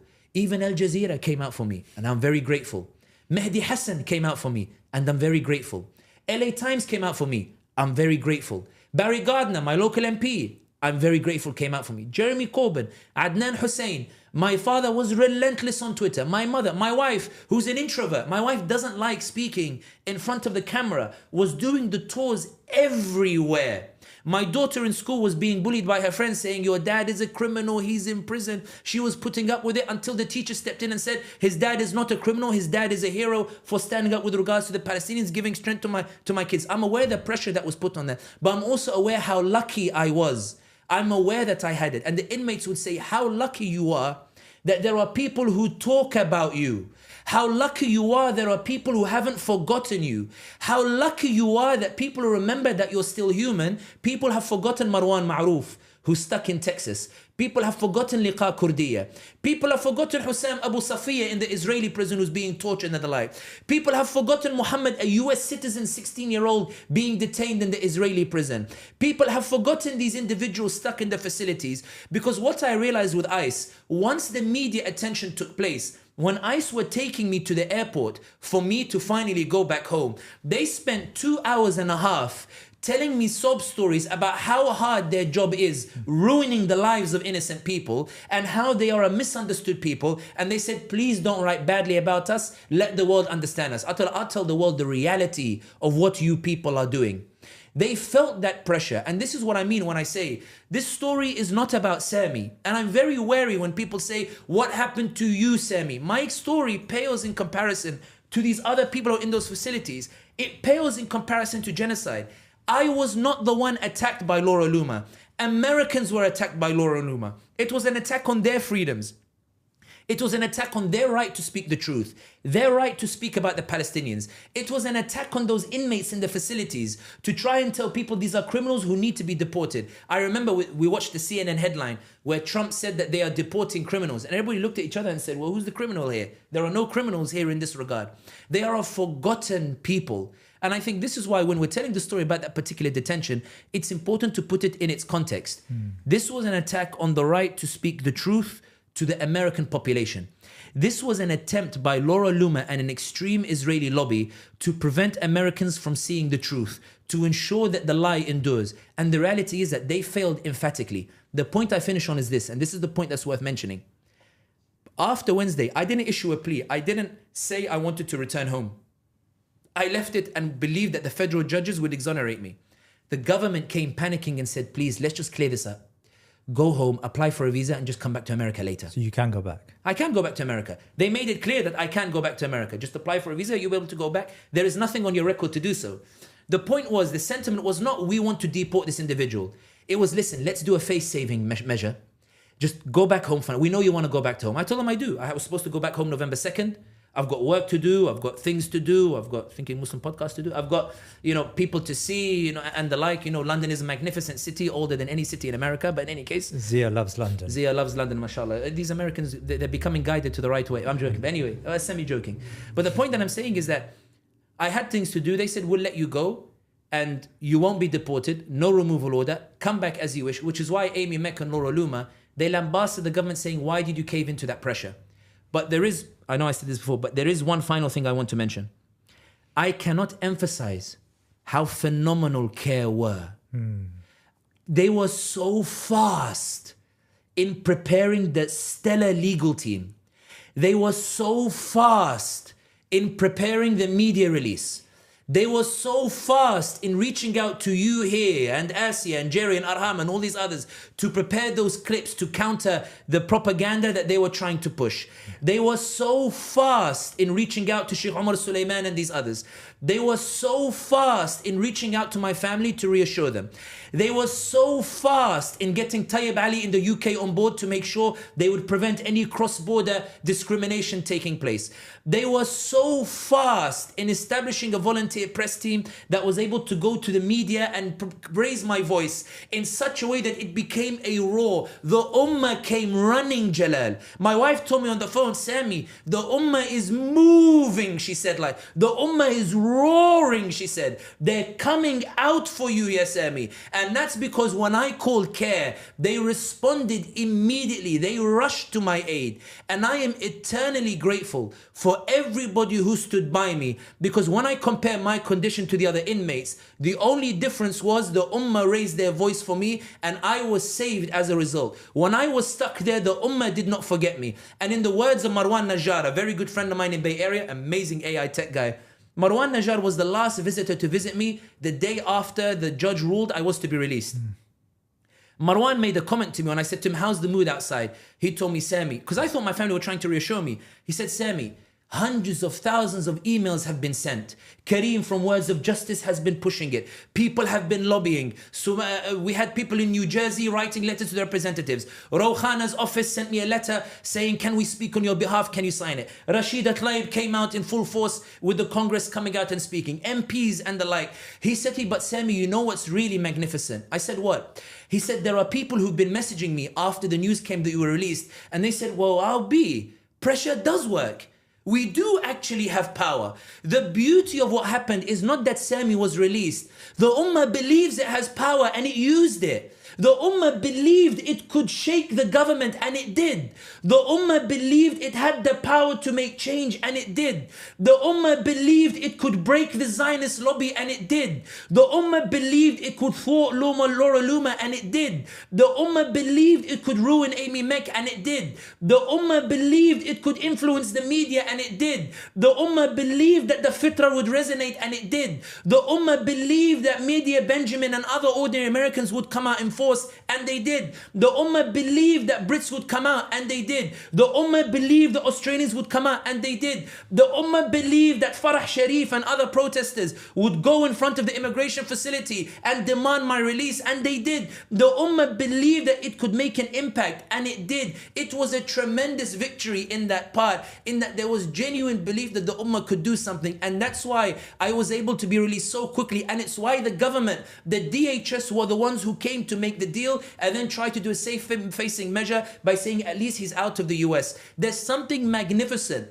about what CAIR were able to start and mobilize, and something magnificent about the way that the community was able to respond. And this is why I mentioned those inmates. Imagine what you could do for Denny Shamayov. Imagine what you could do for Kanat Beg. Imagine what you could do for all of these different individuals, Antonio and the like, if only you would speak about them. And this is why I believe that it's another evidence that Allah subhanahu wa ta'ala tells the truth in the Quran when He calls on people to give the da'wah. Da'wah is not a spiritual phenomenon. Da'wah is a political phenomenon. To call on people to do what is right is a political phenomenon. To believe that people's hearts can flip is a political phenomenon. To believe in the power of the voice to make changes is a political phenomenon, because it is one of the most powerful tools that an individual could have. I believe in divinity in everyday life. I believe that Allah subhanahu wa ta'ala is there. I believe وَنَحْنُ أَقْرَبُ إِلَيْهِ مِنْ حَبْلِ الْوَرِيدِ, that we are closer to you than your jugular vein, as Allah subhanahu wa ta'ala says. And I had a couple of moments like that even when I was in detention. to lighten the mood a bit. I remember I saw a dream on the Wednesday, the day before the government came to offer the deal. I saw a dream that me and Sheikh Omar Sulaiman are in Valley Ranch Masjid in Dallas. And I'm sitting down, looking out the window, deeply concerned. And Sheikh Omar is looking out the window as well. He's standing, I'm sitting. And I can see people dressed in like black gear trying to enter the Valley Ranch Masjid. Each time one of them tries to enter, a Muslim who's just finished his wudu comes in front of the agent and walks in. Then the agent tries to come in again. Another 2 Muslims come, they've just finished wudu and they've come in. And it keeps happening until the masjid is full, rammed, and they can't seem to get in. And then Sheikh Omar stands and said, they're here for Sami, wallahi they won't take him. The next day, the lawyers called me and told me that the government has come and offered a deal. Interesting, Sheikh Omar later contacted my wife and said on the same night I saw a dream of a similar nature. But when they offered the deal, I was hesitant. Because does this mean that I won or I lost or the like? Like, how do I interpret this deal? So I was pacing around the hall. And there's this Bengali brother who used to come to me every night with conspiracy theories. So I'm walking by and he says to me, his name was Ismail. He said to me, Brother Sami, today you're not smiling. Like, is this place getting to you? I told him, Wallahi, Ismail, look, here's the deal. I have an offer from the government to go home, alhamdulillah, with dignity. I'm just trying to say, should I push further? Because I know the federal courts will back me. Or should I go home to my family, ease their stress and regain my voice? He said, are you worried about the manner in which you're leaving? I told him, yeah, like I feel like I've won. Alhamdulillah, I have won. But I want to make sure that the manner in which I leave is decisive. And he said, oh, but the Prophet Muhammad ﷺ, when he left Mecca, he didn't exactly leave in an ideal way, in the way that he wanted. They tried to deny his voice in Mecca. He knew he needed to go to Medina to regain his voice, and he came back years later to Mecca in full glory. Brother, what are they trying to do to you? To take away your voice. As long as you're in here, you don't have your voice. Go to Medina and get your voice, and just come back in glory the way the Prophet Muhammad ﷺ did. Unless you think you're better than him. I called my lawyer, I said, take the deal. Take the deal. And there are these aspects where I feel like, and this is, I know sometimes people say, I like listening to Sami's analysis, I don't like the divinity aspect. I feel like things could have been worse for me and Allah made it easy. I could have been in Texas instead of California. Allah made it, I was in California. And interesting, Zia never puts me in a state longer than 3 days. This was the first time that Zia had kept me in a state for longer than a week. I was lucky I was in California in that time. I was lucky that I wasn't transferred to Texas. I was lucky that the weather was good. I was lucky that the inmates deeply sympathized. I remember on the first day, they were playing football. Don't say it. I was playing football. And I was chosen last. People looked at the physique and they went, okay, do you want to be goalkeeper? The next day, they were fighting over me as first pick. Really? Alhamdulillah. Listen, you haven't seen me play. But anyway, the reason why I say is that very quickly, I remember the first day when after I got ill, the Muslim brothers came to the box and they were like, brother, food here, rubbish food. And they just filled my tray with the stuff that they had got from the commissary outside. Like tuna, sardines and the like and whatnot. When they saw that I was struggling, like I was like, I need some fruits, apples, they'd come and load it with apples or bananas. They would trade, 3 breads for a banana. They trade like a Snickers bar, for apple, this kind. There was a lot of solidarity in that regard. They had a custom where anybody who was released or was deported, they would cheer for him and celebrate. And they'd all go to each other and say, well, how's your court case? Where are you going, etc. But the reason why I spent a lot of time talking about those inmates themselves is what broke my heart was the way they said, please, Sami, when you leave, talk about us. Like, let people know we're still alive. Let them know that we are humans, that we have humanity. Not all the guards are friendly with them. Some guards go looking for a fight with those inmates. Come on, do something. Like, what are you going to do? Bullying those guards every single day. Coming in and they come and shout them and they turn the bright lights on to make sure you can't even sleep properly. It's designed to humiliate them. And this is the point that I make. And I finish on this point with regards to ICE. ICE know that they cannot, that the cases of the inmates will win if they go in front of the courts. So what they do is they do a battle of wills. If ICE can delay you from going to court for about 10, 11 months, the inmate will give up and go home by themselves, and therefore there's no need to bring them to court. There was an Uzbek guy, 70 years of age, who'd been there 1 year, 1 month. By the time I arrived, he was begging ICE, please just send me home. I'd rather risk prison in Uzbekistan than to go and stay with you guys over here. Please just send me home. Damn the day I came to America. I thought this was land of law, and it tells us not land of law. They tried to break you mentally. I remember there was a Chechen brother called Rasul who said, I know that they're trying to wear me down until I give up, but I know my case is legitimate for asylum. I've been here 10 months. Every day he just plays solitaire with the cards to pass the time. He says, I know that it's a waiting match. I'm waiting until I eventually go to court because I know I'm going to win. It's just hard to keep up that waiting game. What ICE do is they keep delaying, and it's who's going to blink first? Who's going to crack first? And that's the tragedy of what's unfolding. In that if law is applied, most of those detained by ICE get released. If law is applied, most of those people go back to their families. If law is applied, they all tend to go, but there's not enough people talking about them in that regard. And that's why I ask anybody who's listening, anybody who's interested in doing khair, go and find these inmates, go and visit them. If they're lacking a lawyer, spend some money to help them get a lawyer. I remember, for example, Denny Shamaya, for example, has a solid case, but he's only got witness statements from his family and from his mother because he can't afford to get an expert witness report to confirm that he would be sent to Ukraine, and he can't get a country report to add to his case because it costs $2,000 or $1,500 in order to secure those documents. Peanuts when you see compared to how they fundraise in America, as we saw, but it makes a world of difference to his particular case. Kanat Beg is preparing his habeas corpus by himself because he can't afford a lawyer, because he paid a Russian-speaking lawyer who ran off with his money. It only costs less than $1,000 in order to provide him with that advice that he needs to ensure he's able to reunite with his newborn and his family. It's not that they can't win their case. It's the ummah needs to hear their stories, and the ummah needs to pay attention.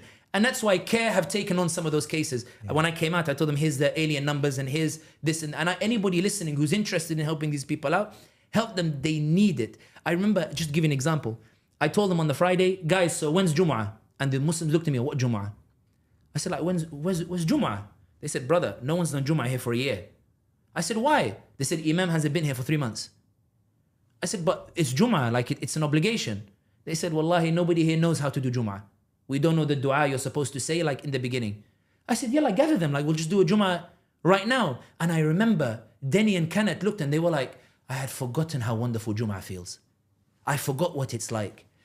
What that detention center makes you realize is we take a lot of things for granted. There's a lot of hours in the day. A lot of hours in the day.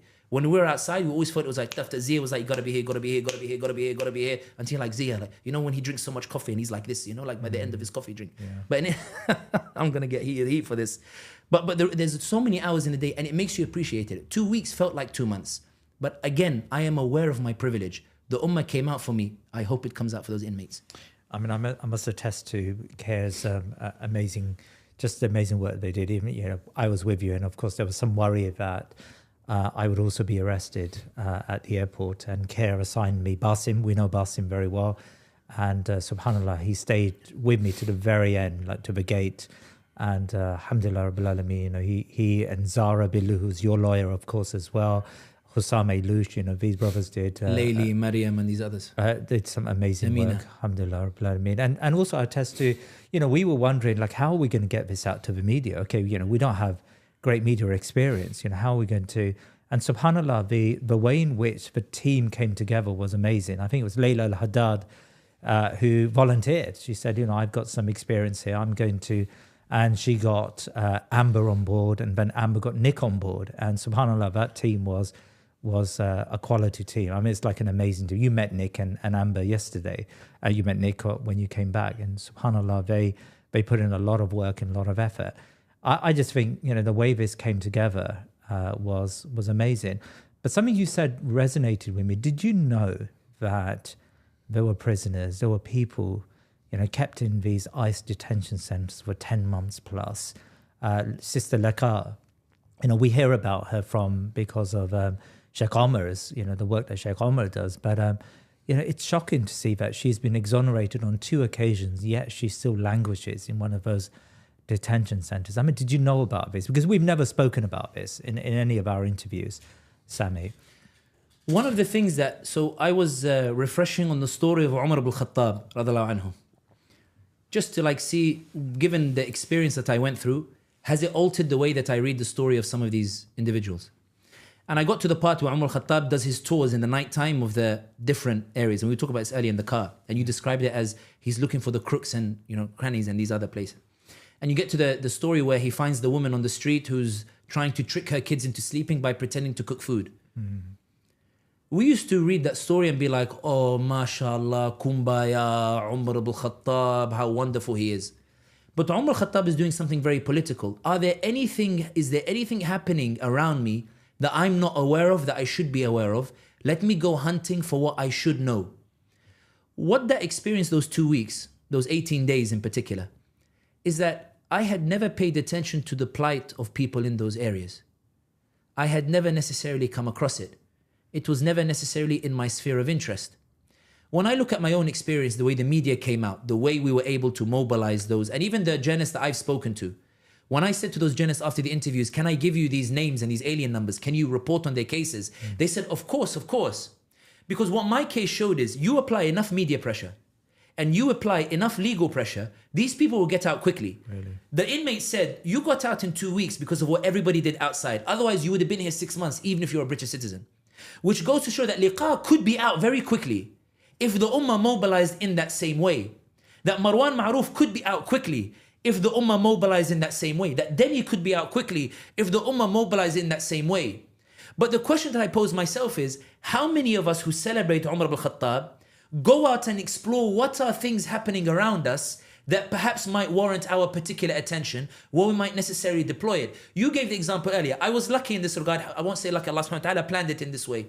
Well, Allah subhanahu wa ta'ala brought all these different people I'd never met who volunteered to say, I want to serve in this cause, I want to get Sami out. And all these various different talents. I remember when Hussein Ailouche came to me and said, what do you think the strategy should be given your background in politics? I said, I'm isolated. I don't know what's happening. My life is in Allah's hands and then your hands. You know better, you go and do it. Because everybody had their specific talents to go about. I think the issue of liqa Kurdiya, whose rights are being violated. Men walk into the facility and don't even give her time to wear the hijab. Her religious rights are being violated. And she's having a torrid time. When that Georgetown professor got detained by ICE, when Sheikh Umar Suleiman went to see him, he told Sheikh Umar, in comparison to liqa, I'm having it good. She's suffering badly in terms of what's happening. The reality is that, how can we mobilize the same for liqa? Can we mobilize the same for what's... Can we find a way to link it to Hussam Abu Safiya and get him released in order to keep that momentum going up? Because if they tried to accuse me of those heinous things as they did, and we were able to crush that propaganda in such a way that the American government came and said, please, Mr. Hamdi, let's just make a deal, go back to London and come back afterwards, it means the ummah has power. We can do it. We have the tools and the ability to do it. And this is what I've always argued here in Thinking Muslim. It's not that the ummah doesn't have power. It's about whether we choose to deploy that power. It's not whether the Arab states have the power to stop the genocide. They do. It's whether they choose to deploy that power to stop that genocide. It's not about whether we have the power to get liqa out on the basis of law and the federal judges. It's about whether we choose to deploy that power to reinforce that federal ruling, to get her out and restore her rights as our sister. We were having a conversation in the car earlier about an interaction on TikTok between a Muslim TikToker and a Muslim sister, a Muslim brother TikToker, a Muslim sister TikToker, something about divorce, and they were attacking each other left, right, center. And we were talking in the car and we said, sometimes we forget that sister you're attacking is your sister in Islam, is your sister, is your right, and you should treat her accordingly. That's our sister in that detention facility. The irony is that the one who runs those facilities is actually a Muslim who doesn't care about their particular plights. But irrespective, if you guys got me out in 2 weeks, how quickly could you get liqa out? If you got me out in 2 weeks, and I say you and everybody else who's watching this, those who raised those voices, who wrote those letters, those who went and lobbied the Congress people, those who went and made sure that the world knows who Sami Hamdi is. Laura Loomer did me a favor. I reached audiences I could never have reached on my own. Jazakallah alf khair. May Allah guide her just for that. But the point that I'm saying is, if you could get Sami Hamdi out in 2 weeks, let's get liqa out. If you could get Sami Hamdi out in 2 weeks, let's get get Marwan Ma'roof out. If you could get Sami Hamdi in 2 weeks, let's get Hussam Abu Safiya out. If you could get Sami Hamdi in 2 weeks, let's get these people out. Let's make it our priority. Let's do what Umar ibn Khattab did. Instead of just reading about it, let's go and find what's in our community. What can we deploy? My wife said something to me yesterday when we were sitting down. You've met my wife, introvert. My wife is not interested in politics. My wife's interest is halal travel guide with the tourism stuff. And you know, and I'm glad I didn't marry somebody who's so interested in that politics in that regard. In any case, I saw Zia go, you see how he plugged it in. But in any case, Sumaya said to me that when I was told to go do the media runs, because somebody proposed her, she didn't volunteer. Although she wanted to, somebody said Sumaya might be good in this regard. Sumaya said, I didn't realize we could have that power. I didn't realize we could have that influence. I didn't realize that if we all come together, we could make the American government come and sue for a deal with you. I feel like the ummah is beginning to realize we have far more power than we actually think we do. And this is the frightening thing. On Yawm al-Qiyamah, if we say to Allah, Allahumma, I didn't do such and such because I didn't have the power to do so, I fear Allah will say, you actually did have the power to do so. You just chose not to do it. You did have the ability to talk about these individuals. You chose not to do it because you weren't interested. You were enjoying animal fat chips or fries in In-N-Out Burger instead. It wasn't your priority in terms of what you were doing. It wasn't something you thought that was worth your time. And that's why what this experience made me realize is Allah subhanahu wa ta'ala has blessed this ummah with many different talents. And when it comes together, it can shake the whole world. So let's shake it for the sake of Liqa. She deserves it. Let's shake it for the sake of Marwan Ma'roof. She deserves it. We shook it for Palestine and they deserve it. Let's shake it for Sudan. Let's shake it. Let's show the power of this ummah as a mercy to mankind and watch how Allah sends allies from all these various different places. May Allah release them soon, inshallah. Ameen.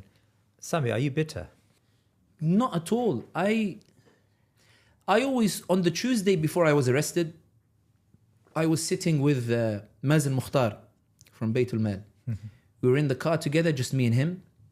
And he asked me quite sincerely, he said, how are you holding up? Like, how are you? And I said to him, Sheikh Mazen, I feel like there are clouds that are swirling above me. I feel something is coming, but I can't put my finger on it. And I said something similar to you in Sacramento the night before. And he said to me, whatever happens, Allah subhanahu wa ta'ala will always guide you through it. I said, I'm not worried about what's going to happen. I'm worried about my capacity to get through it. I'm not worried about what will happen. I'm worried, will Allah give me the fortitude to push through with it? The reason why I keep reiterating that this isn't about Sami is because what happened to me does not compare to what happened to the Palestinians. It doesn't compare to what's happening in Sudan. It doesn't compare to Mahmoud Khalil and being separated from his family for those 4 months that he was detained. It doesn't compare to Liqa Kurdiya. It doesn't compare to Marwan Ma'roof and these other individuals. I told you that my mother had stated that my situation is better than other mothers. Other mothers are burying their children. My son at least is in California in a facility and at least he's playing football, basketball, maybe struggling with the food, but there are inmates who are looking after him. I was aware in that regard. I always thought if it happened to me, I'd be terrified. But I remember I told Zia, when Zia asked me when he came to visit, he goes, it must have been a frightening experience. I told him, no, the frightening part was I wasn't frightened. I was sort of waiting to be scared, but I wasn't. I'd lay there at night and I'd say, Allahumma, is this a wasting time or is it a test in that regard? But it was a valuable lesson in that even if I was out of action in that cell, everybody was moving, all of you guys here and yourself, and he's like, they were moving. The ummah is not on my back. There's a wonderful story that one of my most beloved and closest friends, Sheikh Yasser Fahmi, one day we were sitting together and I always sit with him to consult whenever I have things I want to clarify and filter. It's not that he has the answer, but he helps me ask the right questions. So Sheikh Yasser Fahmi, of course, he was the imam of the biggest masjid in Boston for a while on the East Coast, and then now he's in New Jersey or New Jersey. But in any case, Sheikh Yasser Fahmi, once I made this point and he said to me, you know, when I was imam, people would come to me with all these different issues. You know, my father's on life support. Is it halal to take him off life support? The doctors are saying take him off. I was raped. Is it halal to have an abortion? He said, I lay there at night saying, did I kill a man? Or did I abuse the woman by like make her live with her trauma or things like that. And he said, it really got to me. So he goes, one day I went to Istanbul, I was sitting with the Sheikh Mukhtar Mughrawi in, I think, Sulaimania, whatever masjid they were in. And he says, I spent 2 hours pouring my heart out to Sheikh Mukhtar, telling him these are, the woes and whatever and the difficulties and and this and whatever and the state of the ummah, whatever. He says, I finished and Sheikh Mukhtar said to me, are you done?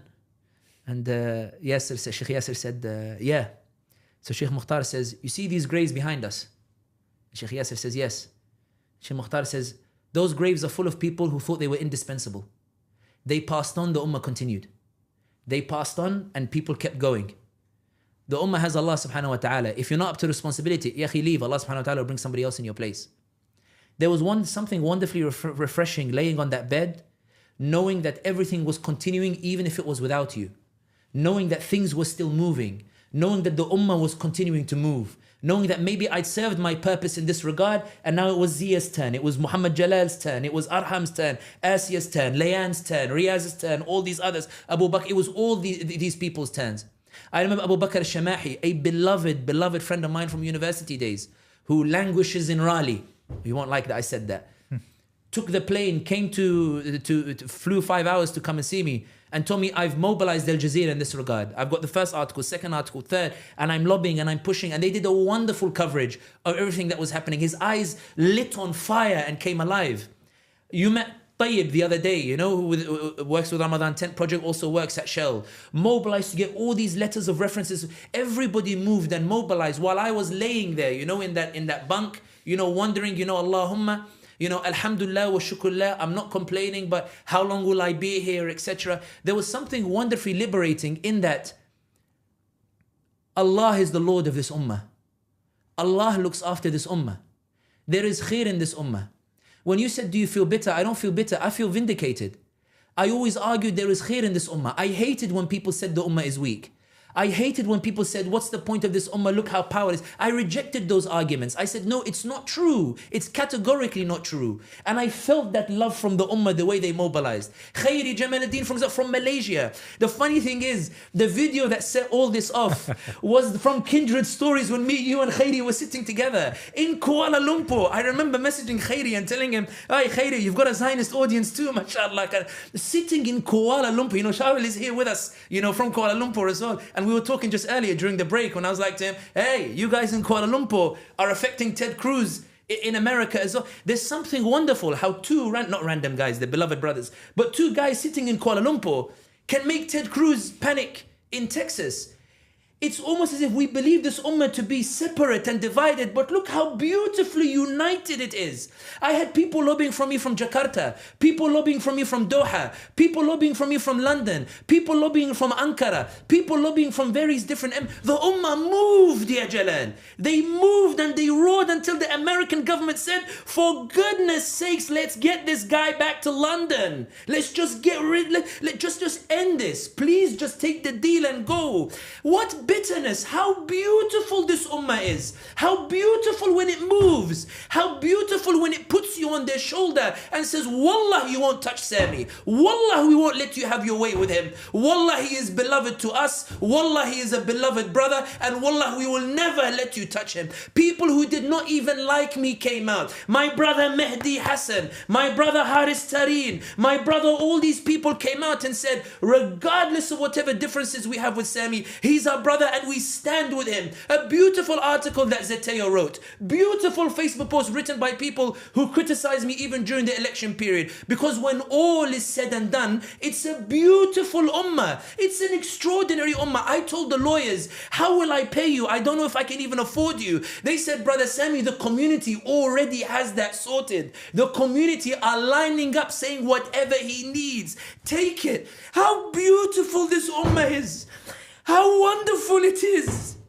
What a wonderful ummah of the Prophet Muhammad sallallahu alaihi wasallam that defied the American government, that mobilized the world in my favor, that mobilized the media in my favor, that crushed Laura Loomer's efforts, that crushed Amy Mack that crushed Tel Aviv and Israel, that crushed their ability to silence me and all others, that continues to win because its Lord is Allah subhanahu wa ta'ala.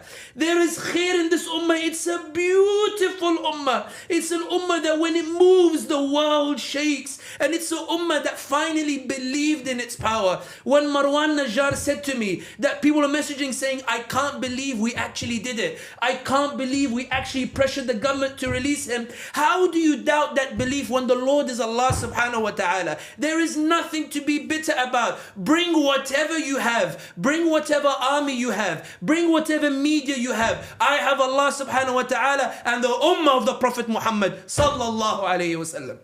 Sami Hamdi, Jazakallah khair. Thank you so much for all that you do, and Jazakallah khair for your time today. Jazakallah khair, and alhamdulillah, Allah uses us and may He continue to use us, inshallah. Ameen. Ameen, Ya Rab.